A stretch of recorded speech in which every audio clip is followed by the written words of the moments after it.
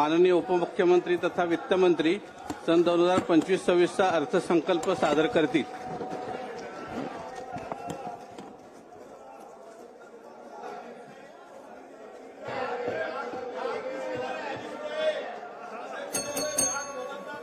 Budget ऐकायचं आहे ना?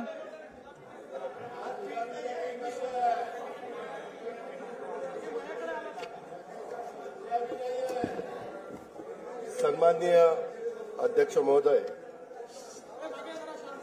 आपल्या सर्वांचं आराध्य दैवत युगपुरुष छत्रपती शिवाजी महाराज, स्वराज्य रक्षक छत्रपती संभाजी महाराज, स्वराज्य जननी जिजाऊ माँसाहेब, छत्रपती राजर्षी शाहू महाराज, क्रांतीसूर्य महात्मा ज्योतिराव फुले, महामानव भारतरत्न डॉक्टर बाबासाहेब आंबेडकर, राजमाता पुण्यश्लोक अहिल्यादेवी होळकर, क्रांतीज्योती सावित्रीबाई फुले, साहित्यरत्न लोकशाहीर अण्णाभाऊ साठे या महामानवांना मी वंदन करतो। शिखांचे 9वे गुरु श्री गुरु तेग बहादूर यांच्या हुतात्म्याचे हे 350वे वर्ष आहे, त्यांनाही मी अभिवादन करतो। हे वर्ष अनेक दृष्टीनं विशेष आहे। स्वराज्य सौदामिनी महाराणी ताराबाई यांचे हे त्रिशतकोत्तर सुवर्ण महोत्सवी जयंती वर्ष आहे। पुण्यश्लोक अहिल्यादेवी होळकर यांचे त्रिशताब्दी जन्म वर्ष आहे। देशातील लोकशाहीचा आधारस्तंभ असणाऱ्या आपल्या संविधानाला 75 वर्ष पूर्ण झाली आहेत। अशा या विशेष वर्षात आज अंमल की एकादशीच्या पवित्र दिवशी मला माझा 11वा अर्थसंकल्प मांडण्याची संधी मिळते, हे मी माझं भाग्य समजतो। नोव्हेंबर 2024 मध्ये झालेल्या विधानसभा निवडणुकीमध्ये जनतेने महायुतीला बहुमताचा अभूतपूर्व कौल दिला आहे। राज्यातील तमाम जनतेचे मी त्यासाठी आभार मानतो। मतदारांनी आमच्यावर दाखवलेला विश्वास जबाबदारीची जाणीव करून देणारा असून त्यांचा सन्मान राखण्याचं काम महायुतीच्या सरकारच्याकडून निश्चितपणे होईल याची ग्वाही मी देतो। 1 फेब्रुवारी 2025 रोजी सादर केलेल्या अर्थसंकल्पात केंद्र शासनाने आयकरामध्ये मोठी सूट देऊन मध्यमवर्गीयांना दिलासा दिला आहे। केंद्रीय अर्थसंकल्पातील तरतुदीमुळे राज्याच्या अनेक महत्वाकांक्षी योजनांना नक्कीच बळ मिळणार आहे। राज्यातील विविध पायाभूत सुविधा प्रकल्प, रेल्वे आणि कल्याणकारी योजनांच्यासाठी केंद्र शासनाने केलेल्या भरीव तरतुदीकरता मी राज्याच्या जनतेच्या वतीनं भारताचे लोकप्रिय पंतप्रधान माननीय श्री नरेंद्र मोदी महोदयांचे मनपूर्वक आभार मानतो। यापुढील कालावधीतही असेच भरभक्कम पाठबळ केंद्र शासनाचे राज्याला लाभेल याची खात्री मी बाळगतो। लाडक्या बहिणी मिळाल्या धन्य झालो, कोटी 12 प्रियजनांना मान्य झालो, विकासाची केली कामे म्हणून आम्ही पुन्हा आलो। अध्यक्ष महोदय, मी आपल्या अनुमतीने सन 2025-26 या वर्षाचा राज्याचा अर्थसंकल्प सभागृहाला सादर करतो। सन 2047 पर्यंत भारत हे विकसित राष्ट्र व्हावे असा माननीय पंतप्रधान श्री नरेंद्र मोदी साहेबांचा संकल्प आहे। हा संकल्प सिद्धीस नेण्यासाठी महाराष्ट्र अव्वल दर्जाची कामगिरी करेल यात मला तिळमात्र शंका नाही। या सरकारच्या स्थापनेच्या वेळीस महाराष्ट्र आता थांबणार नाही असा संकल्प मुख्यमंत्री महोदयांनी केला आहे। विकसित भारत, विकसित महाराष्ट्र हे सूत्र प्रत्यक्षात आणण्यासाठी विकास चक्राला गती देणं आवश्यक आहे। हे लक्षात घेऊन राज्याचा शाश्वत व सर्वसमावेशक विकासाची रूपरेषा तयार करण्याचं काम हाती घेण्यात आले आहे। उद्योग, पायाभूत सुविधा, कृषी व संलग्न क्षेत्रे, सामाजिक व इतर क्षेत्राच्या विकासासाठी महत्वाच्या तरतुदी करणारा हा अर्थसंकल्प आहे। महाराष्ट्र आता थांबणार नाही, विकास आता लांबणार नाही। सुविकसित पायाभूत सुविधा, मुबलक नैसर्गिक संसाधने आणि कुशल मनुष्यबळामुळे महाराष्ट्र हे नवीन उद्योग स्थापित करण्यासाठी आदर्श राज्य आहे। उद्योग क्षेत्रातील देशांतर्गत व परदेशी थेट गुंतवणुकीसाठी शासन सतत प्रयत्नशील असल्याने राज्यात मोठ्या प्रमाणावर गुंतवणूक होत आहे। अर्थव्यवस्थेच्या विकास चक्राला चालना देण्यासाठी खासगी तसेच शासकीय गुंतवणूक, नागरिकांचा उपभोग खर्च आणि निर्यात या 4 प्रमुख घटकांच्या मध्ये वृद्धी होणं आवश्यक आहे। शासनाने पायाभूत सुविधांवर केलेल्या गुंतवणुकीमुळे तसेच उद्योगांना दिलेल्या विविध प्रोत्साहनामुळे मोठ्या प्रमाणावर थेट देशी व परदेशी गुंतवणूक आकर्षित होत आहे। खासगी गुंतवणुकीचे उत्पादनात मोठ्या प्रमाणावर वाढ होत आहे। रोजगारात वाढ होऊन उत्पन्नात वृद्धी होत आहे। या व्यतिरिक्त शासनाच्या विविध योजनांचा लाभ लाभार्थींच्या बँक खात्यात थेट जमा करण्यात येत असल्याने क्रय शक्ती वाढली आहे। त्याचा परिणाम बाजारात वस्तू व सेवांच्या मागणीत वाढ होण्यात झालेला आहे। परिणामी गुंतवणूक, रोजगार निर्मिती, वाढीव उत्पन्न, मागणी, गुंतवणूक असे विकास चक्र फिरते आहे। औद्योगिक विकासात राज्य सदैव अग्रेसर असून थेट विदेशी गुंतवणुकीच्या बाबतीतही देशात अव्वल आहे। जानेवारी 2025 मध्ये दावोस येथे झालेल्या जागतिक आर्थिक परिषदेमध्ये राज्य शासनाद्वारे एकूण 56 कंपन्यांच्या सोबत सामंजस्य करार करण्यात आले। त्याद्वारे येत्या काळात 15,72,654 कोटी रुपयांची गुंतवणूक होणार आहे। त्यातून 16 लाख रोजगार निर्मिती होईल असा अंदाज आहे। महायुतीचे सरकार स्थापन झाल्यानंतर राज्याच्या सर्वांगीण प्रगतीसाठी मंत्रालयीन विभाग तसेच क्षेत्रीय कार्यालयासाठी 100 दिवसाचा 7 कलमी कृती आराखडा तयार करण्यात आला। या कृती आराखड्यात संकेतस्थळाचा विकास, सुलभ जीवनमान, स्वच्छता, जनतेच्या तक्रारीचे निवारण, कार्यालयातील सोयी सुविधा, गुंतवणुकीचा प्रसार, क्षेत्रीय कार्यालयांना भेटी आदींचा समावेश करण्यात आला आहे। या कार्यक्रमामुळे प्रशासन कार्यक्षम, पारदर्शक, गतिशील, लोकाभिमुख होऊन राज्य प्रगतीच्या शिखरावर जाईल याची आम्हाला खात्री आहे। या कार्यक्रमाच्या अंमलबजावणीचे मूल्यमापन त्रयस्थ संस्थांकडून करून घेऊन उत्कृष्ट काम करणाऱ्या कार्यालयांचा गौरव करण्यात येणार आहे आणि हा कार्यक्रम निरंतर ठेवण्याचा निर्णय हा देखील घेण्यात आलेला आहे। महाराष्ट्राचं नवीन औद्योगिक धोरण 2025 लवकरच जाहीर करण्यात येणार आहे। त्या धोरणांच्या 5 वर्षाच्या कालावधीत 40 लाख कोटी रुपयांची गुंतवणूक व 50 लाख रोजगार निर्मितीचं उद्दिष्ट असेल। नवीन औद्योगिक धोरणाबरोबरच आकाश व संरक्षण क्षेत्र उत्पादन धोरण, इलेक्ट्रॉनिक्स धोरण, जेम्स अँड ज्वेलरी धोरण, सूक्ष्म लघु व मध्यम उपक्रम धोरण, चक्रीय अर्थव्यवस्थेसाठी स्वतंत्र क्षेत्रीय धोरण जाहीर करण्यात येणार आहे। केंद्र शासनाच्या नवीन कामगार संहितेनुसार नवीन कामगार नियम तयार करण्यात येणार आहेत। निर्यातीमध्ये भरीव वाढ होण्यासाठी राज्याने महाराष्ट्र राज्य निर्यात प्रोत्साहन धोरण 2023 जाहीर केले असून राज्यात 37 विशेष आर्थिक क्षेत्रे, 8 कृषी निर्यात क्षेत्रे, निर्यात केंद्रित 27 औद्योगिक पार्क उभारण्यात आले आहेत। त्यामुळे देशाच्या एकूण निर्यातीत राज्याचं योगदान 15.4% झाले आहे। याशिवाय एक जिल्हा एक उत्पादन, जिल्ह्यांना निर्यात केंद्र म्हणून विकसित करणं, राज्य जिल्हा निर्यात प्रोत्साहन परिषद असे काही महत्वाचे उपक्रम राज्यात राबविण्यात येत आहेत। सन 2023-24 मध्ये 5,56,379 कोटी रुपयांची तर 24-25 मध्ये नोव्हेंबर 2024 पर्यंत 3,58,439 कोटी रुपयांची उत्पादने निर्यात करण्यात आली आहेत। राज्याचे लॉजिस्टिक धोरण 2024 जाहीर करण्यात आले असून त्याद्वारे 10,000 एकराहून अधिक क्षेत्रावर समर्पित लॉजिस्टिक पायाभूत सुविधा विकसित करण्यात येणार आहेत। प्रकल्पांना देऊ केलेल्या विशेष प्रोत्साहन व सुविधांमुळे सुमारे 5 लाख प्रत्यक्ष व अप्रत्यक्ष रोजगारांची निर्मिती होणार आहे। मुंबई महानगर प्रदेश हे आंतरराष्ट्रीय दर्जाचे आर्थिक विकास केंद्र म्हणजेच ग्रोथ हब म्हणून विकसित करण्याचा निर्णय घेण्यात आला आहे।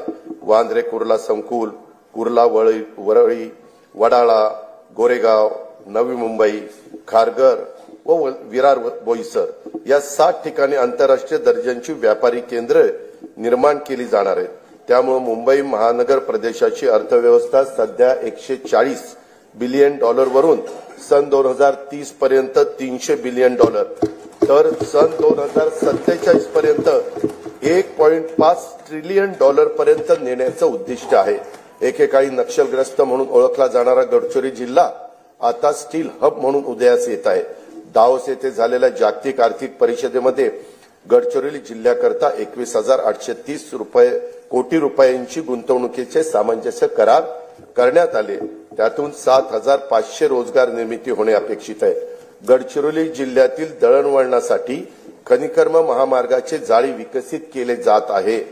त्याकरता पहिल्या टप्प्यात सुमारे 500 कोटी रुपये किमतीची कामे हाती घेण्यात येणार आहेत। समतोल प्रादेशिक विकासाला प्रोत्साहन देण्यासाठी सामूहिक प्रोत्साहन योजना राबवण्यात येत आहे। यासाठी या योजनेअंतर्गत सन 2025-26 मध्ये 6,400 कोटी रुपये प्रोत्साहन अनुदान प्रस्तावित आहे।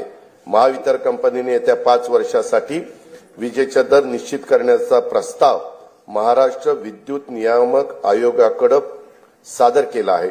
ऊर्जा क्षेत्रातील नियोजन व कमी दराच्या हरित ऊर्जेच्या खरेदीमुळे येत्या 5 वर्षात वीज खरेदी खर्चामध्ये 1,13,000 कोटी रुपयांची बचत होईल असा अंदाज आहे। यामुळे राज्यातील औद्योगिक वीज दर इतर राज्यांच्या तुलनेने कमी होतील।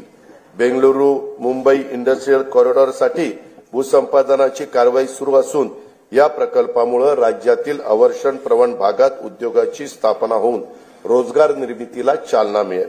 राज्याला तांत्रिक वस्त्रोद्योगाचं जागतिक केंद्र म्हणून विकसित करण्याकरता महाराष्ट्र टेक्निकल टेक्सटाईल मिशन ची स्थापना करण्यात येणार आहे। विदर्भातील कापूस उत्पादन शेतकऱ्यांना उत्पन्नात वाढ होण्यासाठी याचा उपयोग होईल।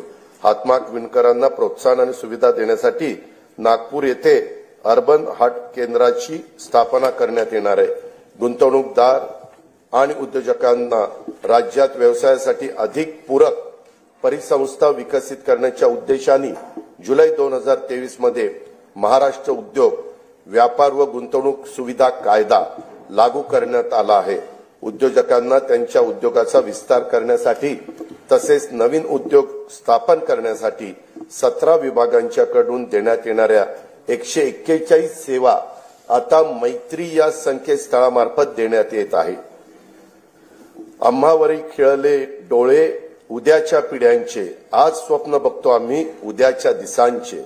नवीन पिढीला रोजगारांच्या संधी उपलब्ध करून देण्यासाठी तसेच नव उपक्रमांमध्ये राज्य अग्रेसर व्हावे यासाठी नवी मुंबई येथे 250 एकर क्षेत्रावर नाविन्यता नगर इनोव्हेशन सिटी उभारण्यात येणार आहे।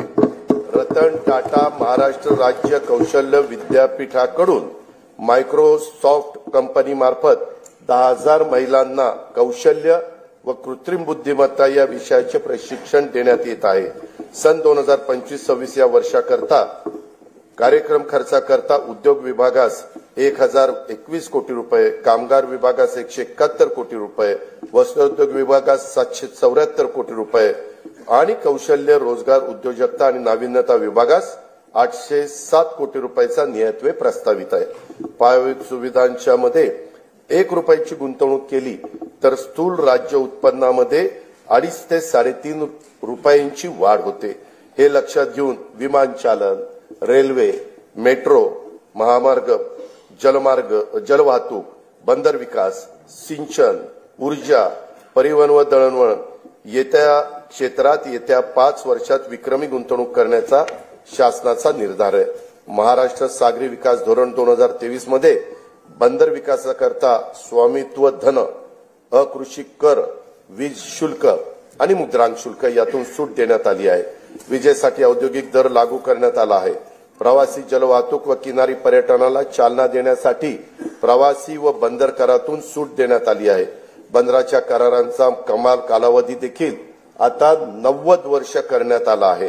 जवाहरलाल नेहरू बंदर प्राधिकरण आणि महाराष्ट्र सागरी मंडळ हे संयुक्तरित्या पालघर जिल्ह्यात वाढवण बंदर विकसित करीत आहे।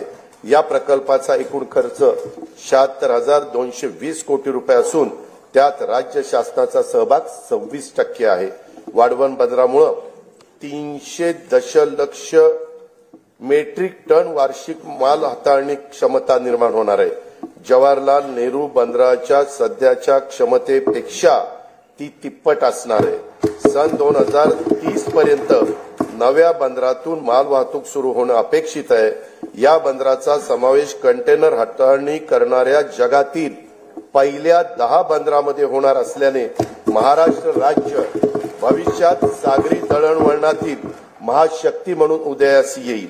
वाढवण बंदराजवळ मुंबईतले 3रे विमानतळ प्रस्तावित असून मुंबई अहमदाबाद बुलेट ट्रेनचं स्थानकही या बंदराजवळ असणार आहे। हे बंदर समृद्धी महामार्गाला देखील जोडण्यात येणार आहे। पालघर जिल्ह्यात मौजे बुर्बे येथे बंदर निर्मितीच्या 4,259 कोटी रुपये किमतीच्या प्रकल्पास खासगी क्षेत्राच्या सहभागाने मंजुरी देण्यात आली आहे। गेटवे ऑफ इंडिया मुंबई येथून मांडवा एलिफंटापर्यंत सुरक्षित प्रवासाकरिता अत्याधुनिक सुविधायुक्त बोटींच्यासाठी आर्थिक प्रोत्साहन देण्याचं धोरण जाहीर करण्यात येणार आहे. मुंबईचे गेटवे ऑफ इंडिया लगत रेडिओ क्लब येथे प्रवासी वाहतुकीकरता सुसज्ज जेटीचे 229 कोटी 27 लाख रुपये किमतीचे काम सुरू आहे. दिघी जिल्हा रायगड, वेंगुर्ला जिल्हा सिंधुदुर्ग तसेच कालेर, डोंबिवली, कोलशेत, मीरा भाईंदर जिल्हा ठाणे येथील जेटींची कामे प्रगतीपथावर आहेत. काशीद जिल्हा रायगड येथे तरंगत्या जेटीचे काम लवकरच सुरू करण्यात येत आहे. हवामान बदल आणि समुद्राच्या पातळीत होत असलेल्या वाढीमुळे निर्माण होणाऱ्या नैसर्गिक आपत्तीपासून बचाव करण्यासाठी महाराष्ट्रातील किनारी जिल्ह्यांच्या मध्ये 8,400 कोटी रुपये किमतीचा बाह्य सहाय्यित प्रकल्प राबविण्यात येणार आहे. महाराष्ट्र शाश्वत पर्यावरणपूरक किनारा संरक्षण व व्यवस्थापन या 450 कोटी रुपये किमतीच्या प्रकल्पांतर्गत सिंधुदुर्ग जिल्ह्यातील देवबाग येथे 158 कोटी रुपये किमतीच्या कामांना मान्यता देण्यात आली आहे. या प्रकल्पामुळे समुद्रकिनारी वास्तव्यास असलेल्या नागरिकांच्या जीविताचे व मालमत्तेचे रक्षण होईल. केंद्र सरकारने सन 2020-21 पासून भांडवली खर्चाकरता 50 वर्ष मुदतीच्या बिनव्याजी कर्जाची राज्यांना भांडवली गुंतवणुकीसाठी विशेष सहाय्य योजना सुरू केली आहे. या योजनेतून राज्याला 2021 ते 23-24 या कालावधीत 13,807 कोटी रुपयाचा निधी प्राप्त झाला आहे. सन 2024-25 मध्ये या योजनेत सुमारे 12,000 कोटी रुपयाचे सहाय्य अपेक्षित आहे. पूर्व निर्धारित निकषावर आधारित राज्याच्या दीर्घकालीन व सर्वसमावेशक अमृतकाल राज्य रस्ते विकास आराखडा 2025 ते 2047 तयार करण्याचे प्रस्तावित आहे. या आराखड्यामध्ये पर्यटन केंद्रे, तीर्थक्षेत्रे, धार्मिक स्थळ, गड किल्ले, राष्ट्रीय उद्याने, अभयारण्य, 5,000 पेक्षा जास्त लोकसंख्येच्या वसाहती आणि सर्व जिल्हा मुख्यालय व तालुका मुख्यालय जोडण्याकरता रस्त्यांचा समावेश करण्यात येणार आहे. आशियाई विकास बँकेच्या सहाय्याने रस्ते विकास प्रकल्पाचा टप्पा 1 पूर्ण झाला आहे. टप्पा 2 मधील 3,939 कोटी रुपये किमतीची 468 किलोमीटर रस्ते सुधारण्याची कामे हाती घेण्यात आली आहेत. त्यापैकी 350 किलोमीटर लांबीची कामे पूर्ण झाली आहेत. टप्पा 3 अंतर्गत 755 किलोमीटर रस्ते लांबीची 6,589 कोटी रुपये किमतीची 23 कामे हाती घेण्यात आली आहेत. सुधारित हायब्रिड एन्युटी योजनेअंतर्गत 6,000 किलोमीटर लांबीच्या रस्त्यांची सिमेंट कॉन्क्रीट करण्याची कामे सुरू आहेत. या कामांची किंमत 36,964 कोटी रुपये आहे. प्रधानमंत्री ग्राम सडक योजना टप्पा 3 अंतर्गत 6,500 किलोमीटर लांबीची 5,670 कोटी रुपये किमतीची कामे मंजूर असून त्यापैकी 3,785 किलोमीटर लांबीची कामे ही पूर्ण झाली आहेत. सन 2025-26 साठी 1,500 किलोमीटर लांबीच्या रस्त्याचे उद्दिष्ट ठेवण्यात आले आहे.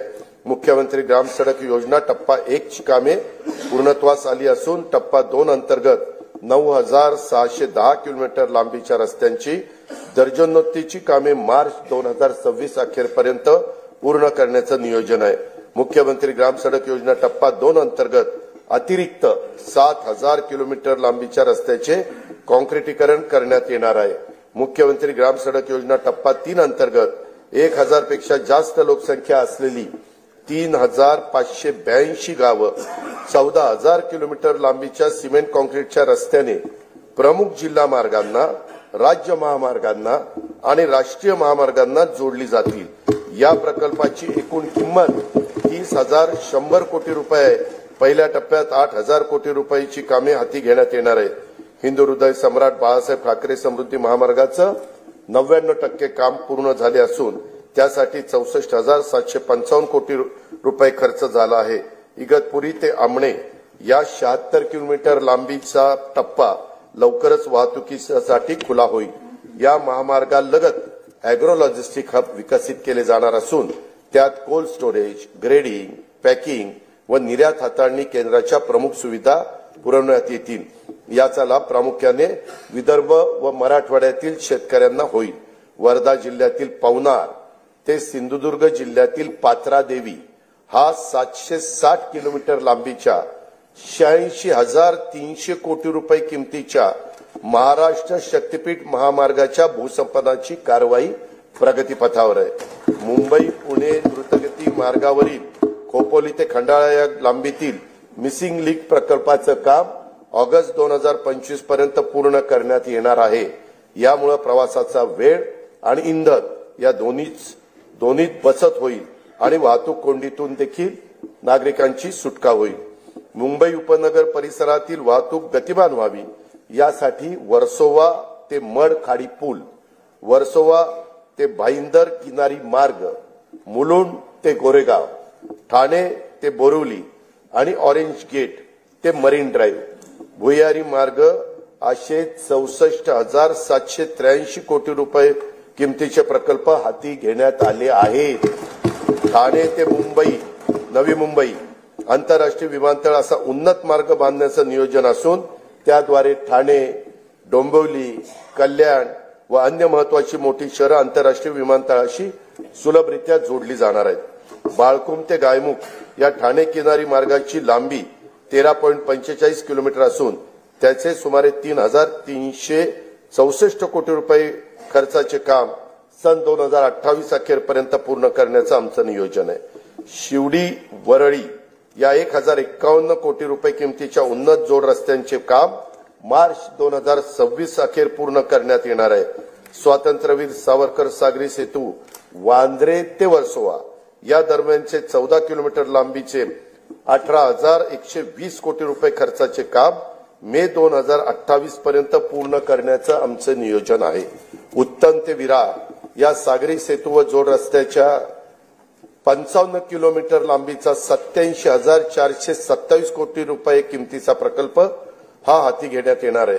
पुणे ते शिरूर या 54 किलोमीटर लांबीच्या 7,515 कोटी रुपये किमतीचा उन्नत मार्गाचे बांधकाम हाती घेण्यात येत आहे.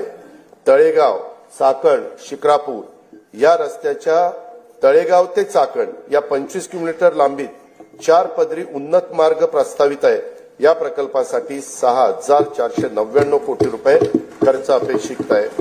मुंबई, नागपूर, पुणे महानगरातील नागरिकांना पर्यावरणपूरक, शाश्वत, विनाअडथळा व वातानुकूलित वाहतूक सुविधा उपलब्ध करून देण्यासाठी एकूण 143.57 किलोमीटर लांबीचे मेट्रो मार्ग कार्यान्वित करण्यात आले आहेत. या सेवेचा लाभ सुमारे 10 लाख प्रवासी रोज घेत आहेत. येत्या वर्षात मुंबईत 41.2 किलोमीटर व पुण्यामध्ये 23.2 किलोमीटर असे 64.4 किलोमीटर लांबीचे मेट्रो मार्ग सुरू होणार आहेत. येत्या 5 वर्षांमध्ये आपल्या राज्यात एकूण 237.5 किलोमीटर लांबीचे मेट्रो मार्ग कार्यान्वित करण्यात येणार आहेत. नागपूर मेट्रोचा 40 किलोमीटर लांबीचा पहिला टप्पा पूर्ण झाला आहे. आता दुसऱ्या टप्प्यात 6,708 कोटी रुपये किमतीच्या 43.80 किलोमीटर लांबीचे काम प्रगतीपथावर आहे. ठाणे वर्तुळाकार मेट्रो मार्ग तसेच पुण्यातील स्वारगेट ते कात्रज विस्तार मार्गिका आणि या प्रकल्पास केंद्र शासनाने मान्यता पण दिलेली आहे. पुणे मेट्रो रेल्वे टप्पा 2 अंतर्गत खडकवासला, स्वारगेट, हडपसर, खराडी आणि नळस्टॉप वारजे माणिकबाग या 2 मार्गिकांच्या 9,897 कोटी रुपये किमतीचा प्रस्ताव केंद्र शासनाच्या मान्यतेकरता पाठविलेला आहे. मुंबईतील छत्रपती शिवाजी महाराज आंतरराष्ट्रीय विमानतळ ते नवी मुंबई आंतरराष्ट्रीय विमानतळ या मेट्रो मार्गाचे काम लवकरच हाती घेण्यात येणार आहे. नवी मुंबईतील उल्वे येथे 1,160 हेक्टर क्षेत्रामध्ये नव्याने विकसित होत असलेल्या नवीन मुंबई आंतरराष्ट्रीय विमानतळाची दरवर्षी 90 दशलक्ष प्रवासी आणि 2.6 दशलक्ष टन माल वाहतुकीची क्षमता असणार आहे. या प्रकल्पाचे सुमारे 85% काम पूर्ण झाले असून चाचणी उड्डाणेही यशस्वीरित्या पार पडली आहेत. तेथून एप्रिल 2025 मध्ये देशांतर्गत विमानसेवा सुरू करण्याचं आमचं नियोजन आहे. नागपूर येथील डॉ. बाबासाहेब आंबेडकर आंतरराष्ट्रीय विमानतळाचे खासगी सहभागातून श्रेणीवर्धन आणि आधुनिकीकरण करण्यात येत आहे. प्रवासी आणि माल वाहतूक क्षमतेत त्यामुळे वृद्धी होईल. विदर्भाच्या सर्वांगीण आर्थिक विकासाला यामुळे चालना मिळेल. शिर्डी विमानतळाचा 1,367 कोटी रुपये किमतीचा विकास कामांना मान्यता देण्यात आलेली आहे. ती कामे सुरू आहेत. सन 2021 मध्ये शिर्डी विमानतळाला प्रमुख विमानतळाचा दर्जा देखील प्राप्त झालेला आहे. नाईट लँडिंगची सुविधाही लवकरच सुरू करण्यात येणार आहे. अमरावतीमधील बेलोरा विमानतळाचे काम पूर्ण झाले असून तेथून 31 मार्च 2025 पासून प्रवासी सेवा सुरू करण्याचं आमचं नियोजन आहे. रत्नागिरी विमानतळासाठी 147 कोटी रुपये किमतीची कामे प्रगतीपथावर आहेत. गडचिरोली येथील नवीन विमानतळ सर्वेक्षण आणि अन्वेषणाची कामे ही सुरू केलेली आहेत. अकोला विमानतळाच्या विस्तारासाठी आवश्यक जो निधी लागेल तो उपलब्ध करून देण्यात येणार आहे. महाराष्ट्र राज्य मार्ग परिवहन महामंडळाच्या 6000 डिझेल बसेसचं रूपांतर सीएनजी आणि एलएनजी बसमध्ये करण्याची प्रक्रिया सुरू आहे. महामंडळाला नवीन बस खरेदीसाठी देखील शासनाकडून अर्थसहाय्य उपलब्ध करून देण्यात येणार आहे. सन 2025-26 या वर्षासाठी कार्यक्रम खर्चाकरता बंदरे विभागास 484 कोटी रुपये, सार्वजनिक बांधकाम रस्ते विभागास 19,936 कोटी रुपये, परिवहन विभागास 3,610 कोटी रुपये, नगर विकास विभागास 10,629 कोटी रुपये, ग्राम विकास विभागास 11,480 कोटी रुपये, पर्यावरण व वातावरणातील बदल विभागास 245 कोटी रुपये, ऊर्जा विभागास 21,534 कोटी रुपये नियतवे प्रस्तावित आहे. अध्यक्ष महोदय, काळी माती ज्याची शान तिच्यात राबे विसरुनी भान, पोशिंदा हा आहे आपला कृतज्ञतेने ठेवू जाण, देऊ योजना अशा तया की राहील त्याचे हिरवे रान. शेती आणि शेतकरी हा आपल्या जीवनाचा मूलाधार आहे. त्यांच्याबद्दल कृतज्ञता व्यक्त करून मी आता शेती आणि शेती संबंधी क्षेत्राच्या योजना आणि तरतुदीकडे वळतो. नानाजी देशमुख कृषी संजीवनी प्रकल्पाचा दुसरा टप्पा 21 जिल्ह्यातील 7,201 गावांमध्ये राबवण्यात येत असून या प्रकल्पासाठी सन 2025-26 मध्ये 351 कोटी 42 लाख रुपयाचा नियतव्यय प्रस्तावित आहे. कृषी क्षेत्रामध्ये कृत्रिम बुद्धिमत्ता अत्याधुनिक तंत्रज्ञानाचा वापराचं धोरण आखण्यात येत आहे. शेतकऱ्यांना पीक नियोजनाचा सल्ला देणं, उत्पादन खर्च शेतकऱ्यांचा कमी करणं, उत्पादकता शेतकऱ्यांची वाढवणं, दर्जेदार शेतमालाचे उत्पादन तसेच शेतमालाला हक्काची आणि शाश्वत बाजारपेठ मिळवून देणं यासाठी शासकीय, निमशासकीय व खासगी क्षेत्रात उपयुक्त असलेल्या प्रणाली शेतकऱ्यांच्यापर्यंत पोहोचवण्यासाठी कृत्रिम बुद्धिमत्ता तंत्रज्ञानाचा वापर करण्यात येणार आहे. पहिल्या टप्प्यात 50,000 शेतकऱ्यांच्या 1,00,000 एकर क्षेत्राला त्याचा फायदा होईल. येत्या 2 वर्षात त्यासाठी 500 कोटी रुपयाचा निधी उपलब्ध करून देण्यात येणार आहे. राज्यातील अपूर्ण सिंचन प्रकल्पांची कामे पूर्ण करणे आणि महाराष्ट्र सिंचन सुधारणा कार्यक्रमाअंतर्गत कालवे वितरण प्रणालीतील सुधारणेची सुमारे 5,000 कोटी रुपये किमतीची कामे नाबार्ड अर्थसहाय्याच्या पहिल्या टप्प्यात मंजूर करण्यात आली आहे. जलयुक्त शिवार अभियान 2.0 अंतर्गत 5,818 गावांच्या मध्ये 4,227 कोटी रुपये किमतीची 1,48,888 कामे हाती घेण्यात आलेली आहेत. अभियानातील सर्व कामे मार्च 2026 पर्यंत पूर्ण करण्यात येणार आहेत. गाळमुक्त धरण, गाळमुक्त शिवार ही योजना राज्यात कायमस्वरूपी राबवण्यात येणार आहे. सन 2025-26 मध्ये 6.45 कोटी घनमीटर गाळ काढण्याचं उद्दिष्ट निश्चित करण्यात आलं असून त्याकरता 382 कोटी रुपये खर्च अपेक्षित आहे. वैनगंगा, नळगंगा नदी जोड प्रकल्पास तत्वतः मान्यता देण्यात आली आहे. या प्रकल्पाची अंदाजित किंमत 88,574 कोटी रुपये असून प्रकल्पाचे लाभक्षेत्र 3,71,277 हेक्टर राहणार आहे. या प्रकल्पाचा लाभ नागपूर, वर्धा, अमरावती, यवतमाळ, अकोला आणि बुलढाणा या 6 जिल्ह्यांना होणार आहे. प्रकल्पाची सविस्तर सर्वेक्षण अन्वेषणाची कामे ही सुरू आहेत. नार पार गिरणा नदीजोड प्रकल्पाद्वारे नाशिक व जळगाव जिल्ह्यातील 49,516 हेक्टर क्षेत्राला सिंचनाचा लाभ होणार आहे. या प्रकल्पाची अंदाजित किंमत 7,500 कोटी रुपये आहे. दमणगंगा एकदरे गोदावरी या नदीजोड प्रकल्पामुळे 3.55 टीएमसी पाणी उपलब्ध होणार असून त्यामुळे जायकवाडी धरणाच्या लाभ क्षेत्रातील 9,766 हेक्टर क्षेत्र पुनर्स्थापित होईल. नाशिक जिल्ह्यातील 2,987 हेक्टर क्षेत्राला देखील यामुळे सिंचनाचा लाभ होणार आहे. या प्रकल्पाची अंदाजित किंमत 2,300 कोटी रुपये आहे. शासनाचा महत्वाकांक्षी तापी महापुनर्भरण हा 19,300 कोटी रुपये किमतीचा सिंचन प्रकल्प हाती घेण्याचं ठरवले आहे. या प्रकल्पामुळे उत्तर महाराष्ट्र आणि पश्चिम विदर्भातील विशेषतः खारपान पट्ट्यातील शेतकऱ्यांच्या जीवनात आमूलाग्र बदल होऊन त्यांच्या उत्पन्नात वाढ होणार आहे. कोकणातील उल्हास आणि वैतरणा नद्यांच्या खोऱ्यातून 54.70 टीएमसी पाणी गोदावरी खोऱ्यामध्ये वळवण्याचा प्रकल्प हाती घेण्यात येणार आहे. यातून मराठवाड्याला 2,40,000 हेक्टर क्षेत्राच्या सिंचनासाठी पाणी उपलब्ध होईल. या प्रकल्पाचं पण सर्वेक्षणाचं आणि अन्वेषणाचं काम सुरू आहे. सांगली जिल्ह्यातील म्हैसाळ उपसा सिंचन योजनेसाठी 200 मेगावॉट क्षमतेच्या 1,594 कोटी रुपये किमतीच्या सौर ऊर्जा प्रकल्पाला मान्यता देण्यात आलेली आहे. गोसीखुर्द राष्ट्रीय प्रकल्पातून डिसेंबर 2024 अखेर 12,332 हेक्टर सिंचन क्षमता निर्माण झाली असून हा प्रकल्प जून 2026 पर्यंत पूर्ण करण्याचं नियोजन आहे. सन 2025-26 करता 1,460 कोटी रुपयाचा नियतव्यय याकरता प्रस्तावित आहे. उदंचन जलविद्युत प्रकल्पाद्वारे वीज निर्मिती व वीज वापराचे संतुलन साधून सुरळीत वीज पुरवठा करणं शक्य होतं. सार्वजनिक खासगी भागीदारीद्वारे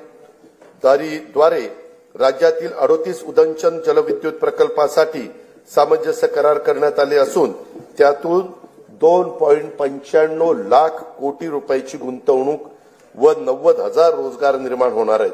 मुख्यमंत्री बळीराजा मोफत वीज योजनेअंतर्गत 7.5 हॉर्सपॉवर पर्यंतच्या 45 लाख कृषी पंपांना मोफत वीज पुरवण्यात येत आहे.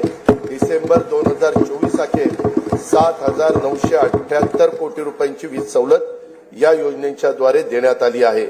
केंद्र शासनाच्या राष्ट्रीय नैसर्गिक शेती अभियानांतर्गत 2,13,625 लाभार्थी शेतकऱ्यांना येत्या 2 वर्षासाठी 255 कोटी रुपयांचा निधी उपलब्ध करून देण्यात येणार आहे. ग्रामपंचायत स्तरावर स्वयंचलित हवामान केंद्र उभारण्यात येणार आहेत. त्यासाठी देखील आवश्यक तो निधी उपलब्ध करून देण्यात येईल. राज्यातील सर्व नगरपालिका क्षेत्रातील सांडपाण्यावर प्रक्रिया करून त्या पाण्याचा वापर उद्योग आणि शेतीसाठी करण्यात येणार आहे. त्यासाठी 8,200 कोटी रुपये किमतीचे प्रकल्प हाती घेण्यात येणार आहेत. राज्यातील बांबू उत्पादक शेतकऱ्यांना प्रोत्साहन देणे, बांबूला बाजारपेठ उपलब्ध करून देणे आणि बांबू आधारित उद्योगांना चालना देण्यासाठी राज्यात 4,300 कोटी रुपये किमतीच्या बांबू लागवड प्रकल्प राबवण्यात येणार आहे. संयुक्त राष्ट्र संघाने सन 2025 हे वर्ष आंतरराष्ट्रीय सहकार वर्ष म्हणून घोषित केले आहे. त्या अनुषंगाने राज्यात विविध कार्यक्रम महोत्सव आयोजित करण्यात येणार असून त्यासाठी पुरेसा निधी देखील उपलब्ध करून देण्यात येईल. लहान सीमांत शेतकरी व कृषी नवउद्योजकांना केंद्रस्थानी ठेवून शेतमालाच्या मूल्य साखळ्यांच्या विकासासाठी 2,100 कोटी म्हणजेच 2,100 कोटी रुपये किमतीचा माननीय बाळासाहेब ठाकरे कृषी व्यवसाय व ग्रामीण परिवर्तन स्मार्ट प्रकल्प राबवण्यात येत आहे. नवीन तंत्रज्ञानाचा वापर करून राज्य शाश्वत उच्च मूल्य असलेल्या कृषी व्यवसायाचे केंद्र व्हावे यासाठी Maharashtra agree business network magnet 2.0 हा सुमारे 2,100 कोटी रुपयाचा बाह्य सहाय्यित प्रकल्प राबवण्यात येणार आहे. देशी गाईचे संगोपन, संवर्धन आणि संशोधनासाठी देवलापार जिल्हा नागपूर येथे गौ विज्ञान अनुसंधान केंद्रास सहाय्य केले जाईल.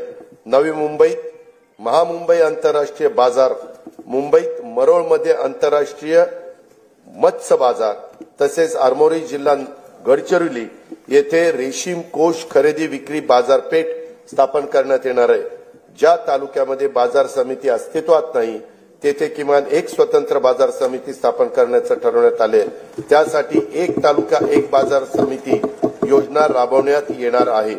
कृषी क्षेत्रातील 16,000 मेगावॉट विजेची मागणी हरित ऊर्जेतून पूर्ण करण्याचे उद्दिष्ट ठेवण्यात आले आहे।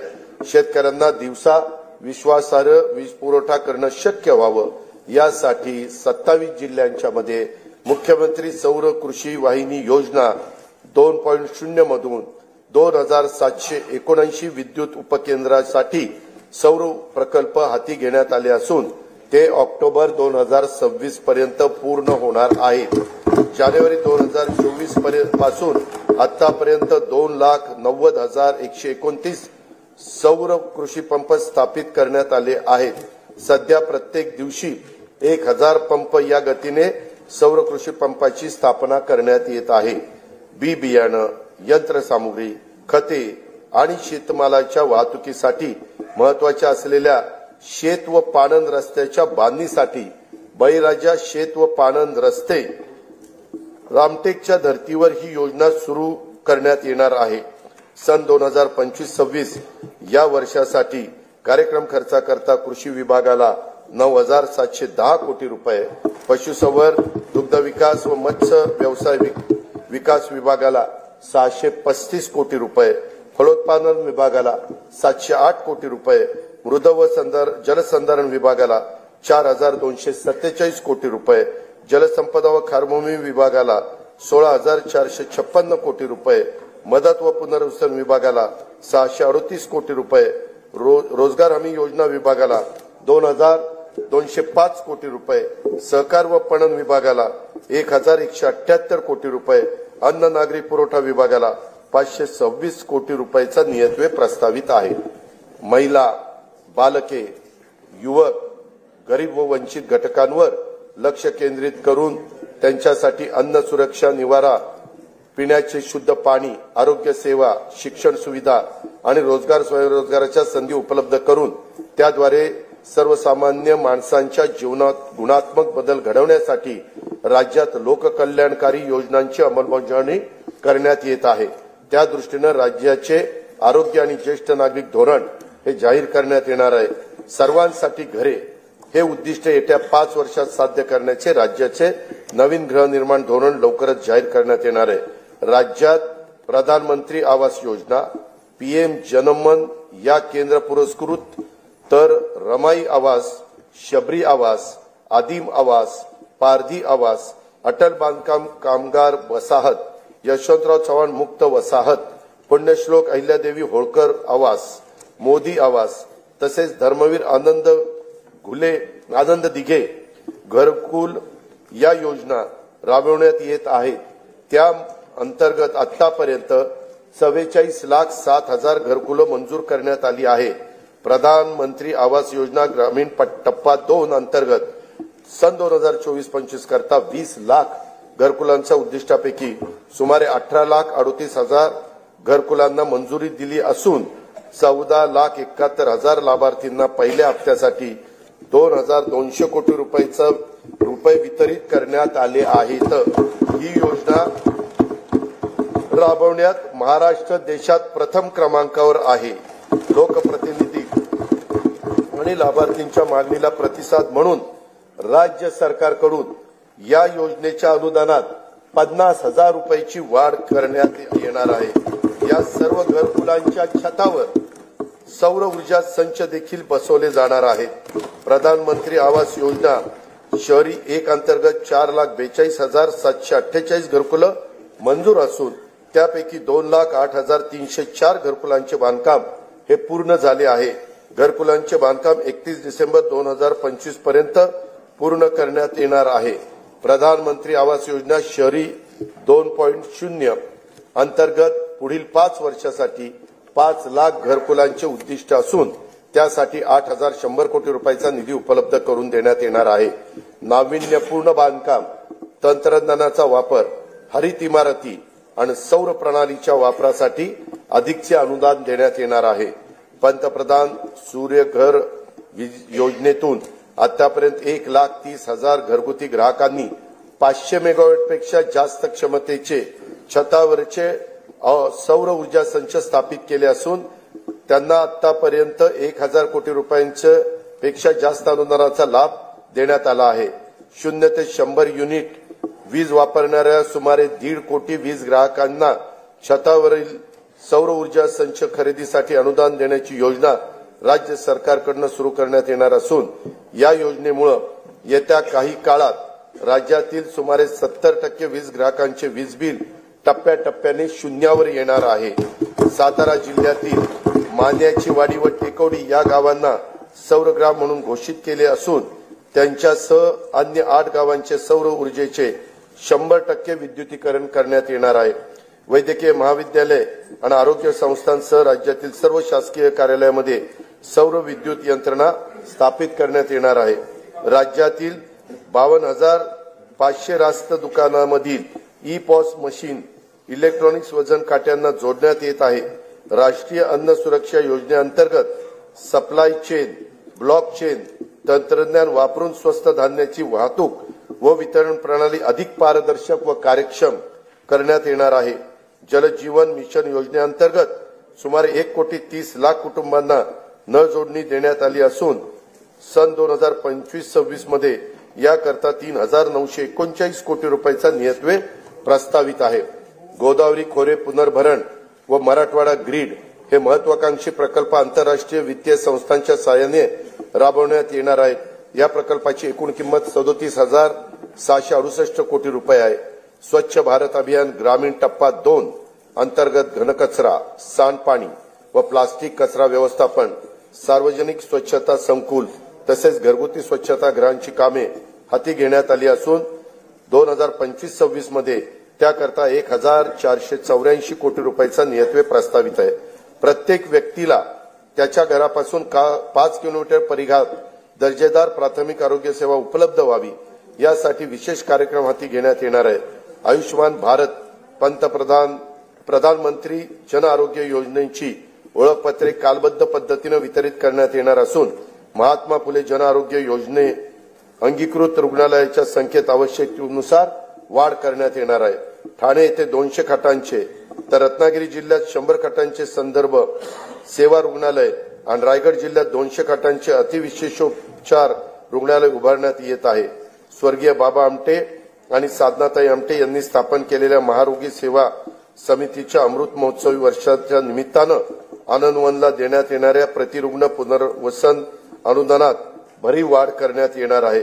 राज्यातील मागासवर्ग व दुर्बल घटकांच्यासाठी निवारा, वीज, पाणी, आरोग्य, शिक्षण, पोषण तसेच रोजगाराच्यासाठी योजना राबवण्यात राज्य अग्रेसर असून महायुती सरकार या घटकांचा जीवनस्तर उंचावण्यासाठी कटिबद्ध आहे. का आम्हा सत्ता मिळाली जाण आहे, का आम्हा सत्ता मिळाली जाण आहे, करायचे काय याचे भान आहे. साथ द्या आम्हा नेऊ राज्य पुढती, उंच त्याची न्यावयाची शान आहे.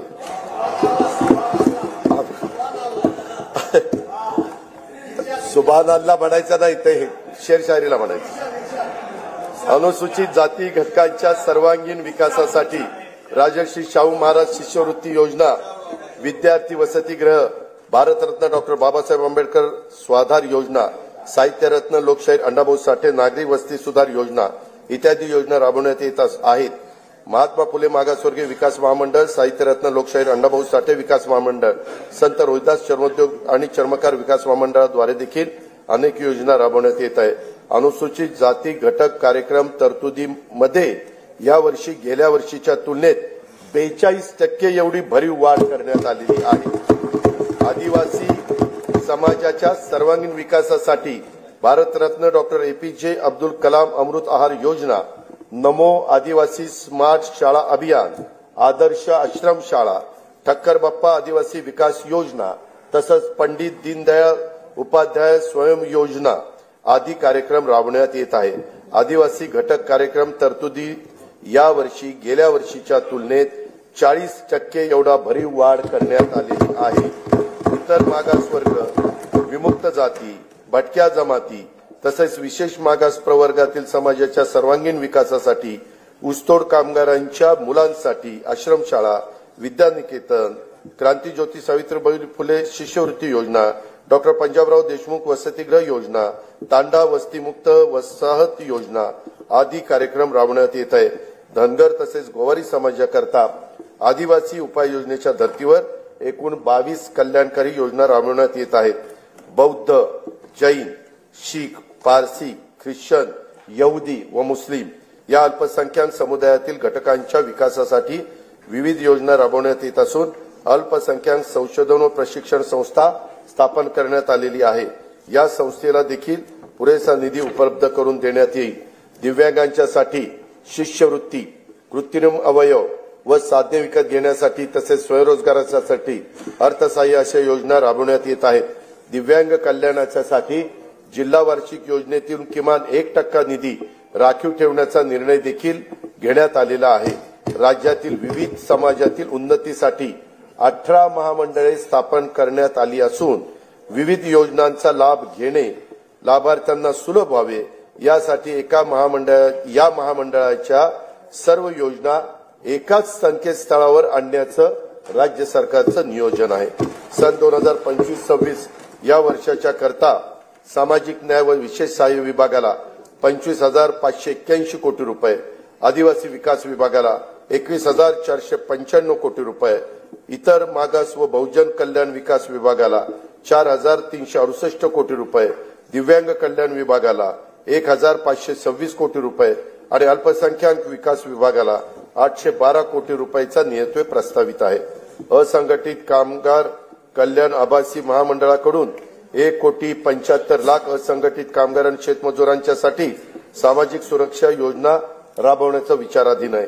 संजय गांधी निराधार योजना, श्रावणबाळ सेवा राज्य निवृत्तीवेतन योजना तसेच अन्य विशेष सहाय्य योजनातील अर्थसहाय्य सर्व लाभार्थींना बँक खात्यात थेट जमा करण्यात येणारे डीबीटी पद्धतीनं. लेख लाडकी योजनेअंतर्गत 1,13,000 लाभार्थींना थेट लाभ देण्यात आला आहे. 2025-26 साठी या योजनेच्या करता 50,55,00,000 रुपयाचा नियतव्यय प्रस्तावित आहे. मुलींच्या व्यावसायिक शिक्षणाला प्रोत्साहन देण्यासाठी शिक्षण शुल्क व परीक्षा शुल्काची 100% प्रतिपूर्ती करण्यात येत आहे. मान्यताप्राप्त उच्च आणि व्यावसायिक अभ्यासक्रमाचे केंद्रीभूत प्रवेश प्रक्रियेद्वारे प्रवेश घेणाऱ्या आणि ज्यांचे कुटुंबाचे वार्षिक उत्पन्न 8 लाख रुपयापेक्षा कमी आहे अशा विद्यार्थिनींना हा लाभ देण्यात येतो. मुख्यमंत्री माझी लाडकी बहीण योजनेअंतर्गत 2,53,00,000 लाभार्थी महिलांना जुलै 2024 पासून आर्थिक लाभ देण्यात येत आहे. त्यासाठी आतापर्यंत 33,232 कोटी रुपये खर्च झालेला आहे. 2025-26 मध्ये या योजनेच्या करता 36,000 कोटी रुपयाचा नियतव्यय प्रस्तावित आहे. या योजनेमधून मिळणाऱ्या अनुदानाचा उपयोग जरा बजेट होऊ द्या ना. काही महिला गटांनी आर्थिक उपक्रमासाठी बीज भांडवल म्हणून केला असून अशा गटांना आणखीन प्रोत्साहन देण्यासाठी विशेष योजना हाती घेण्याचा आमच्या विचाराधीन आहे. दीनदयाळ अंत्योदय योजना राष्ट्रीय ग्रामीण उपजीविका अभियानाअंतर्गत सुमारे 22 लाख महिलांना लखपती दिदी होण्याचा मान मिळाला आहे. सन 2025-26 मध्ये आणखी 24 लाख महिलांना लखपती करण्याचं शासनाचं उद्दिष्ट आहे. नवी मुंबईत उल्वे मध्ये 194 कोटी 14 लाख रुपये किमतीच्या युनिटी मॉलचे काम आत्ता प्रगतीपथावर आहे. बचत गटाच्या उत्पादनांना हक्काची बाजारपेठ उपलब्ध करून देण्यासाठी प्रत्येक जिल्ह्यात एक उमेद मॉल उभारण्याचं शासनाने ठरवले असून पहिल्या टप्प्यात 10 जिल्ह्यांच्या करता 150 कोटी रुपयाचा निधी उपलब्ध करून देण्यात येणार आहे. ऑलिम्पिक, पॅराऑलिम्पिक, आंतरराष्ट्रीय व राष्ट्रीय स्पर्धांमध्ये पदक मिळवणाऱ्या खेळाडूंना प्रोत्साहन मिळावे म्हणून वैयक्तिक व सांघिक क्रीडा प्रकारामध्ये पदक प्राप्त खेळाडूंना देण्यात येणाऱ्या बक्षिसांच्या मध्ये घसघशीत वाढ करण्यात आली आहे. शिवछत्रपती क्रीडा संकुल पुणे येथील क्रीडा सुविधांचे नूतनीकरण करण्यात येणार आहे. क्रीडा संकुलाच्या देखभालीसाठी दुरुस्तीसाठी जिल्हा वार्षिक योजनेतून किमान 1% निधी राखीव ठेवण्यात येणार आहे। छत्रपती शिवाजी महाराज चषक कबड्डी तसेच व्हॉलीबॉल स्पर्धा, स्वर्गीय खाशाबा जाधव चषक कुस्ती स्पर्धा, भाई नेरुरकर चषक खो खो स्पर्धा या 4 राज्यस्तरीय क्रीडा स्पर्धेत देण्यात येणारे अनुदान हे 75 लाखावरून 1 कोटी रुपये करण्यात येणार आहे। सन 2025-26 या वर्षाकरता कार्यक्रम खर्चाकरता गृहनिर्माण विभागाला 1246 कोटी 55 लाख रुपये, पाणी पुरवठा व स्वच्छता विभागाला 3875 कोटी रुपये, सार्वजनिक आरोग्य विभागाला 3827 कोटी रुपये, उच्च व तंत्र शिक्षण विभागाला 3098 कोटी रुपये, वैद्यकीय शिक्षण व औषधी द्रव्य विभागाला 2574 कोटी रुपये, महिला व बाल विकास विभागाला 31,907 कोटी रुपये, शालेय शिक्षण व क्रीडा विभागाला 3,496 कोटी रुपये नियतवे प्रस्तावित आहेत। मुंबईतील गुन्हेगारीस प्रतिबंध, जलद आपत्कालीन प्रतिसाद आणि प्रभावी सार्वजनिक सुरक्षेसाठी पोलीस आयुक्त बृहन्मुंबई यांच्या कार्यालयात कृत्रिम बुद्धिमत्तेवर आधारित नवे हायटेक कमांड कंट्रोल सेंटर स्थापन करण्यात येणार आहे। गुन्ह्यातील पुरावा शास्त्रोक्त पद्धतीने गोळा करून त्याचा विश्लेषणाद्वारे दोषसिद्धीचे प्रमाण वाढवण्यास मदत व्हावी यासाठी 21 पथदर्शी फिरती न्यायवैद्यक वाहने लोकार्पित करण्यात आली आहेत। सायबर सुरक्षा संदर्भात तज्ञ मनुष्यबळांचा पुरवठा करण्यासाठी महाराष्ट्र सायबर गुन्हे सुरक्षा महामंडळ स्थापित करण्यात येणार आहे। घरबांधणी अग्रिमाची मागणी करणाऱ्या पोलीस दलातील सर्व अधिकारी व कर्मचाऱ्यांना अग्रिम देणे शक्य व्हावे यासाठी आवश्यक ती तरतूद करण्यात येणार आहे। राज्यात एकूण 18 नवीन न्यायालयाची स्थापना करण्यात आली आहे। त्यामध्ये दर्यापूर जिल्हा अमरावती, पौड, इंदापूर आणि जुन्नर जिल्हा पुणे, पैठण, गंगापूर जिल्हा छत्रपती संभाजीनगर, आर्वी जिल्हा वर्धा, काटोल जिल्हा नागपूर, वणी जिल्हा यवतमाळ, तुळजापूर जिल्हा धाराशिव आणि तसेच हिंगोली जिल्ह्याच्या ठिकाणी न्यायालयाचा याच्यामध्ये समावेश आहे। सन 2025-26 या वर्षाच्या कार्यक्रम खर्चाकरता गृह पोलीस विभागास 2,237 कोटी रुपये, उत्पादन शुल्क विभागाला 153 कोटी रुपये, विधी व न्याय विभागाला 759 कोटी रुपये व महाराष्ट्र विधानमंडळ सचिवालयास 547 कोटी रुपये नियतवे प्रस्तावित आहे। मुख्यमंत्री शाश्वत समृद्ध पंचायत राज अभियान राज्यात राबवण्यात येणार असून त्यात भाग घेणाऱ्या अत्युत्कृष्ट ग्रामपंचायतींना तालुका पातळीवर राज्य स्तरापर्यंत पुरस्कार देण्याचे प्रस्तावित आहे। राज्यात सध्या राबविण्यात येत असलेल्या योजनांचे मूल्यमापन करून त्यांचे सुसूत्रीकरण तसेच साधन संपत्तीच्या स्रोताचा अभ्यास करून त्यामध्ये वाढ करण्याचे उपाय सुचवण्यासाठी उच्चस्तरीय समिती स्थापन करण्यात आली असून या समितीच्या शिफारसी विचारात घेऊन योजनांची अधिक प्रभावी अंमलबजावणी करण्यासाठी उपाययोजना करण्यात येणार आहे। सन 2025-26 या वर्षासाठी कार्यक्रम खर्चाकरता नियोजन विभागाला 9,060 कोटी रुपये 60 कोटी 45 लाख रुपये, वित्त विभागाला 208 कोटी रुपये, महसूल आणि वन विभागाला 2,981 कोटी रुपयाचा नियतवे प्रस्तावित आहे। महाराष्ट्राला निसर्गरम्य समुद्रकिनारा, प्राचीन लेण्या, गड किल्ले, घनदाट वनसंपदा असा समृद्ध वारसा लाभला आहे। पर्यटन क्षेत्रात खासगी गुंतवणुकीसाठी उत्साहवर्धक आणि अनुकूल वातावरण निर्माण करण्याकरता पर्यटन धोरण 2024 जाहीर करण्यात आले असून येत्या 10 वर्षात पर्यटन क्षेत्राला 1 लाख कोटी रुपयाची गुंतवणूक आकर्षित करण्याचे उद्दिष्ट ठेवण्यात आले आहे। राज्याचे आरोग्य पर्यटन धोरण देखील अध्यक्ष महोदय आखण्यात येत आहे। मुघलांच्या नजरकैदेतून आग्र्यातून सुटका हा शिवचरित्रातील प्रेरणादायी प्रसंग आहे। छत्रपती शिवाजी महाराज नजरकैदेत होते, तेथे भव्य स्मारक उभारण्याचं राज्य सरकारने ठरवलेलं आहे। त्यासाठी उत्तर प्रदेश शासनाच्या सहकार्याने जागा उपलब्ध करून घेण्यात येईल आणि त्याच्यामध्ये तशा प्रकारचं त्या भव्य स्मारक उभारण्यात येईल। येणाऱ्या पिढ्यांना शिवरायांच्या स्फूर्तिदायी चरित्राची ओळख अद्ययावत तंत्रज्ञानाच्या आधारे करून देण्यासाठी पुणे शहरातील आंबेगाव येथे 4 टप्प्यात भव्य शिवसृष्टी प्रकल्प उभारण्यात येत आहे। त्यातील 2 टप्प्याचं काम पूर्ण झालेलं आहे। उर्वरित काम गती होण्यासाठी राज्य सरकारकडून आणखी 50 कोटी रुपयाचा निधी उपलब्ध करून देण्यात येणार आहे. छत्रपती शिवरायांनी स्थापन केलेल्या स्वराज्याच्या रक्षण आणि विस्तारासाठी जीवन समर्पित केलेल्या असीम शौर्य आणि धैर्याने लढलेल्या सर्व लढायात विजयश्री मिळवणाऱ्या छत्रपती संभाजी महाराजांच्या पराक्रमाच्या खुणा महाराष्ट्रात जिथे आहेत त्या कोकणातील संगमेश्वर हे एक ठिकाण आहे. औरंगजेबाच्या महाकाय सेनेशी महाराजांनी बोटावर मोजता येतील एवढ्या शूर मावळ्यांना सोबत घेऊन येथेच पराक्रमाची शर्थ केली. स्वराज्यासाठी प्राणाची आहुती देणाऱ्या स्वाभिमानी राज्याच्या पराक्रमाची स्मृती कायमस्वरूपी जपण्यासाठी संगमेश्वर येथे त्यांचं भव्य स्मारक उभारण्याची घोषणा मी त्या ठिकाणी करतो.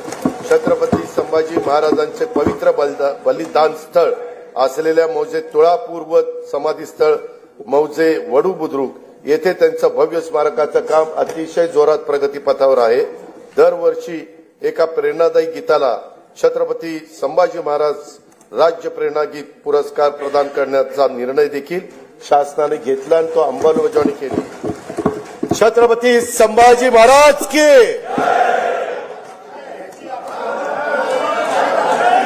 स्वराज्यासाठी बलिदान देणाऱ्या लाखो मराठ्यांचं शौर्याचं प्रतीक म्हणून हरियाणातील पानिपत येथे यथायोग्य स्मारक ऐका जरा येथे हरियाणातील पानिपत येथे यथायोग्य स्मारक उभारण्याचा निर्णय आम्ही घेतलेला आहे. मराठ्यांच्या शौर्याचं प्रतीक आहे. हरियाणा शासन पण आमचेच मुख्यमंत्री आहेत. त्यांना आमचे हे मुख्यमंत्री बोलतील आणि स्मारकाची जागा घेतील आणि तेही स्मारक त्या ठिकाणी होईल. चैत्यभूमी दादर मुंबई येथे इंदू मिलच्या जागेवर भारतरत्न डॉक्टर बाबासाहेब आंबेडकर यांचं आंतरराष्ट्रीय दर्जाचं स्मारक उभारण्याचं काम सुरू असून त्यासाठी देखील पुरेसा निधी उपलब्ध करून ते लवकरात लवकर पूर्ण करण्याचं आमचं धोरण आहे. भारताचे दिवंगत पंतप्रधान भारतरत्न अटल बिहारी वाजपेयी यांच्या जन्मशताब्दी वर्षानिमित्त मुंबई येथे भव्य स्मारक उभारण्यात येणार आहे. स्वर्गीय बाळासाहेब ठाकरे राष्ट्रीय स्मारकाच्या पहिल्या टप्प्यातील काम पूर्ण झाले असून दुसऱ्या टप्प्यातील कामासाठी राज्य सरकारकडून 220 कोटी रुपयाचा निधी उपलब्ध करून देण्यात येणार आहे. आद्य शिक्षिका ज्ञानज्योती सावित्रीबाई फुले यांचे जन्मगाव असलेल्या नायगाव तालुका खंडाळा जिल्हा सातारा येथे त्यांच्या कार्यास साजेस स्मारक व महिला प्रशिक्षण केंद्र उभारण्यात येणार आहे. साहित्यरत्न आज त्यांची पुण्यतिथी मी त्यांना अभिवादन करतो. साहित्यरत्न लोकशाही अण्णाभाऊ साठे यांचे जन्मस्थळ वाटेगाव तालुका वाळवा जिल्हा सांगली येथे स्मारकासाठी तसेच त्यांचे नावे प्रस्तावित चिरागनगर मुंबई येथील संशोधन प्रशिक्षण संस्थेसाठी पुरेसा निधी उपलब्ध करून देण्यात येणार आहे. संगमवाडी पुणे येथे वस्ताद लहुजी साळवे यांच्या स्मारकाचं काम अतिशय जोरात प्रगतीपथावर आहे. सन 2027 मध्ये नाशिक येथे होणाऱ्या सिंहस्थ कुंभमेळ्याच्या निमित्तानं नमामि गोदावरी अभियानाचा आराखडा तयार करण्यात येत आहे. कुंभमेळ्याच्या सुव्यवस्थित आयोजनासाठी विशेष प्राधिकरणाची स्थापना करून त्यासाठी आवश्यक तो निधी उपलब्ध करून देण्यात येणार आहे. नाशिक येथे रामकालपथ विकास प्रकल्पांतर्गत रामकुंड, काळाराम मंदिर आणि गोदातट परिसरातील पर्यटनाच्या दृष्टीने विकास करण्यासाठी 146 कोटी 10 लाख रुपये किमतीची कामे हाती घेण्यात येत आहेत. दुर्गम ते सुगम कार्यक्रमाद्वारे डोंगराळ भागातील प्राचीन मंदिरे, धार्मिक स्थळे, गड किल्ले व इतर निसर्गरम्य 45 ठिकाणी रोपवेद्वारे जोडण्यात येणार आहेत. राज्यातील प्राचीन मंदिराचे जतन, संवर्धन व परिसर विकासासाठी आवश्यक निधी उपलब्ध करून देण्यात येणार आहे. महानुभाव पंथाच्या श्रद्धास्थानाच्या विकासाची कामे देखील हाती घेण्यात येणार आहेत. प्रभू रामाच्या पदस्पर्शाने पावन झालेल्या रामटेक येथील श्रीराम मंदिराच्या नूतनीकरणाचे काम सुरू असून तेथे दरवर्षी सांस्कृतिक महोत्सवाचे आयोजन करण्याचे नियोजन आहे. सिंधुदुर्ग जिल्ह्यातील सागरी संग्रहालय, कृत्रिम प्रवाह आणि पाणबुडी पर्यटन हे 75 कोटी रुपये किमतीची कामे प्रगतीत आहेत. कोयनानगर तालुका पाटण जिल्हा सातारा येथे स्कायवॉकची उभारणी व नेहरू उद्यानाचे सुशोभीकरण हे देखील करण्यात येणार आहे. मुनावळे तालुका जावळी येथील सातारा येथील जलपर्यटन प्रकल्पाचा पहिला टप्पा पर्यटकांच्यासाठी खुला करण्यात आला आहे. आता हेळवाद जिल्हा सातारा येथे कोयना जल पर्यटन प्रकल्पाला मान्यता देण्यात आली आहे. ठाणे जिल्ह्यातील मुरबाड तालुक्यातील माळशेज घाटात काचेचा स्कायवॉक उभारण्यात येणार आहे.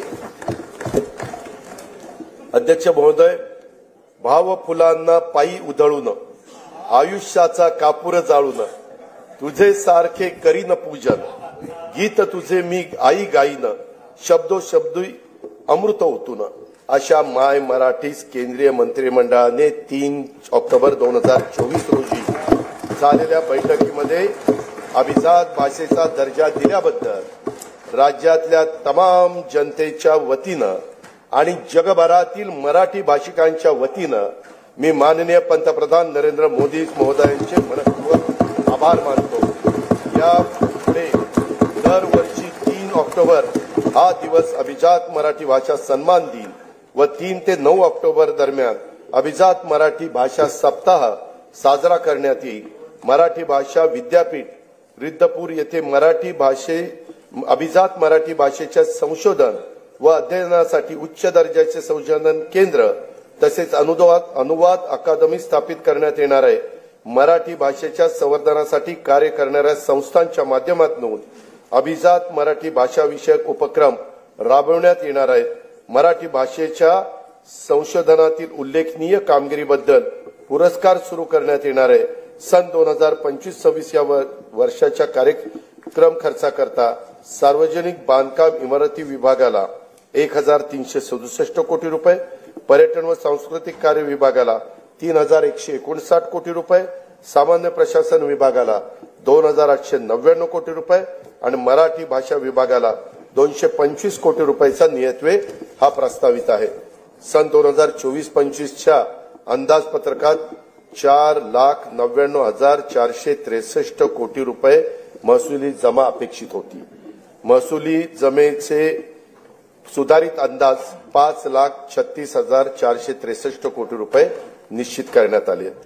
सन 2024-25च्या एकूण खर्चाचा अर्थसंकल्पीय अंदाज 6,12,293 कोटी रुपये व सुधारित अंदाज 6,72,030 कोटी रुपये असून भांडवली व कल्याणकारी योजनांवरील खर्चात झालेल्या वाढीमुळे सन 2024-25 या वर्षाच्या एकूण खर्चाच्या सुधारित अंदाजात ही वाढ झालेली आहे. सन 2025-26 या आर्थिक वर्षात जिल्हा वार्षिक योजनेअंतर्गत 20,165 कोटी रुपयाची भरीव तरतूद करण्यात आली आहे. गेल्या वर्षीच्या तुलनेत 2,000 कोटी रुपयांनी ही तरतूद वाढवलेली आहे. सन 2025-26 मध्ये कार्यक्रम खर्चाकरता रक्कम 2,54,560 कोटी रुपये निश्चित करण्यात आले असून त्यामध्ये अनुसूचित जाती घटक कार्यक्रमासाठी 22,668 कोटी रुपये तर आदिवासी घटक कार्यक्रमासाठी 21,495 कोटी रुपयाचा नियतव्यय प्रस्तावित आहे. नियतव्ययाचा समावेश आहे. सन 2025-26च्या अर्थसंकल्पामध्ये एकूण खर्चासाठी 7,20,00,000 कोटी रुपयाची तरतूद केली आहे. सन 2025-26च्या अर्थसंकल्पामध्ये महसुली जमा 5,60,964 कोटी रुपये व महसुली खर्च 6,06,855 कोटी रुपये अंदाजित आहे. परिणामी 45,891 कोटी रुपये अंदाजित तूट येत आहे. राजकोषीय सुधारणांमध्ये राज्य नेहमीच अग्रेसर राहिले आहे. राजकोषीय उत्तरदायित्व व वित्तीय व्यवस्थापन कायद्यानुसार राज्याच्या राजकोषीय तूट स्थूल राज्य उत्पन्नाच्या 3% कमी ठेवण्यात शासन यशस्वी झाले आहे. तसेच राज्याची महसुली तूट ही सातत्याने स्थूल राज्याच्या उत्पन्नाच्या 1% कमी राहिलेली आहे. 25-26 ची राजकोषीय तूट 1,36,235 कोटी रुपये. यानंतर अध्यक्ष महोदय, मी अर्थसंकल्पाच्या भाग 2 कडे त्या ठिकाणी वळतो. अध्यक्ष महोदय, मी आता अर्थसंकल्पाचा तुला गरज आहे पाण्याची. मी आता अर्थसंकल्पाचा भाग 2 माननीय सभागृहासमोर सादर करीत आहे. सन 2024-25 या आर्थिक वर्षासाठी राज्याच्या स्वतःच्या कर महसुलाचे अर्थसंकल्पीय उद्दिष्ट 3,43,040 कोटी रुपये एवढे निश्चित करण्यात आले होते. सन 2024-25 या आर्थिक वर्षासाठी राज्याचा स्वतःचा कर महसुलाचा सुधारित अंदाज 3,67,400 67 कोटी रुपये एवढा प्रस्तावित करण्यात येत आहे. 25-26 या आर्थिक वर्षासाठी राज्याच्या स्वतःच्या कर महसुलात अर्थसंकल्पीय उद्दिष्ट 3,87,674 कोटी रुपये एवढे प्रस्तावित आहे.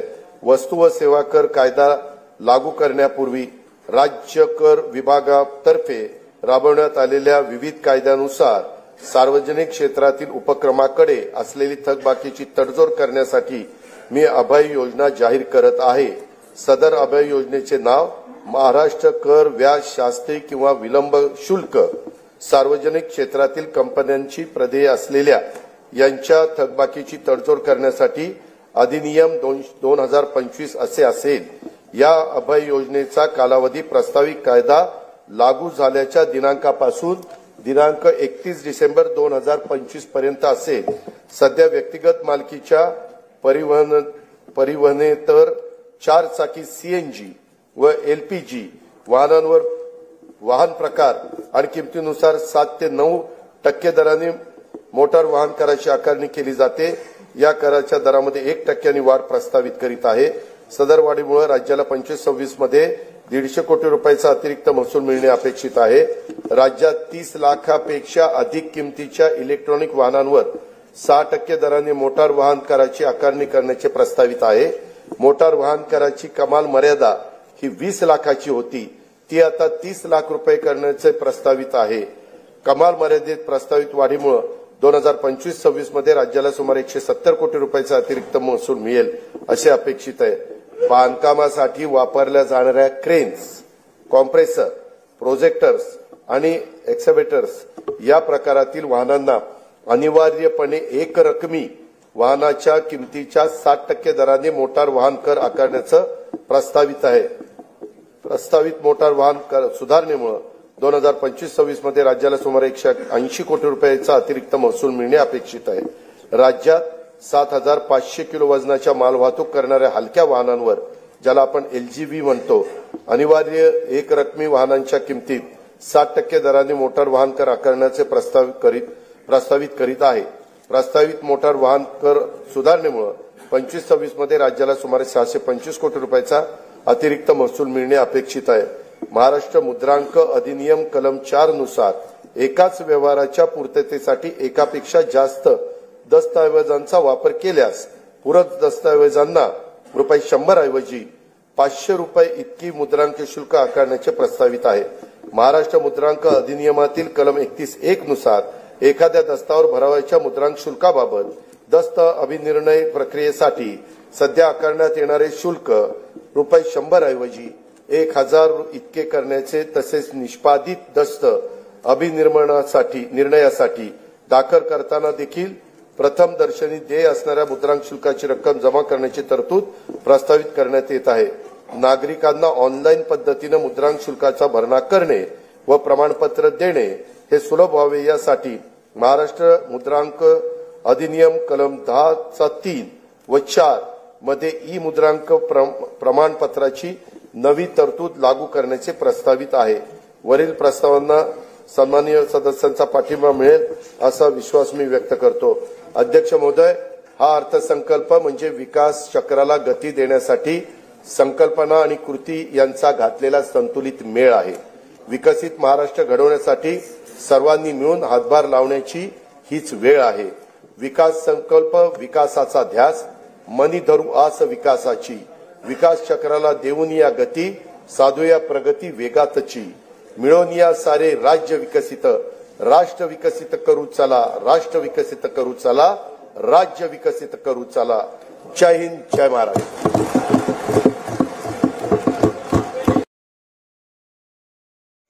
लेवा जगत यूट्यूब चॅनलमध्ये आपले स्वागत आहे. आपल्या परिसरातील ताज्या घडामोडी बघण्याकरता आमचे चॅनल सबस्क्राईब करा आणि आपल्या मोबाईलवर बघा ताज्या बातम्या व कमेंट करून प्रतिक्रिया जरूर कळवा. बघत रहा लेवा जगत. धन्यवाद.